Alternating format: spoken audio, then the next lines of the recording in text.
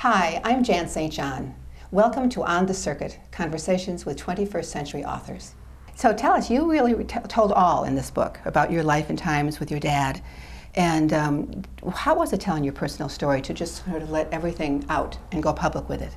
Well, in 1969, my mother died, and it was public, spread all over the papers across the country. And from that time on until my book came out, our whole family story was being told by my stepmother, Denise Minnelli, in how she wanted the world to hear it. And so it was already public, but this was my chance to stand up for my mother and tell my story and honor her and tell it from my point of view and my memories. Yes. And it's a story of growing up in a privileged family in San Francisco. We had everything. The world was our oyster.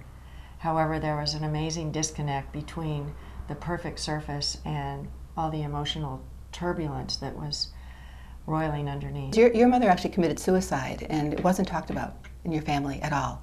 I feel I've connected with her on a spiritual level many times. And in fact, I've been told she's helped me write this book, and she's very happy that I did it. Now, your dad was quite a character. He was, and some people would say he was a control freak, and a real narcissist. Mostly he liked to control his children. He also controlled my mother completely as well. And no one dared to speak an opinion or to do anything, act in any way that would be contrary to what my father wanted.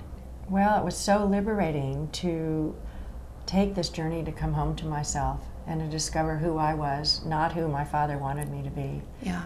And I really realized that we all, I did anyway, paid a heavy price for staying silent and not speaking up as well. But it's my journey home to myself, and it's very liberating and wonderful. And I had a cathartic experience actually reading your book. But to stand for your own truth, to true up to who you truly are is the key. Well, I certainly appreciate you sharing your story with me, and we'll take a look at the book. It's called Beyond His Control, Memories of a Disobedient Daughter.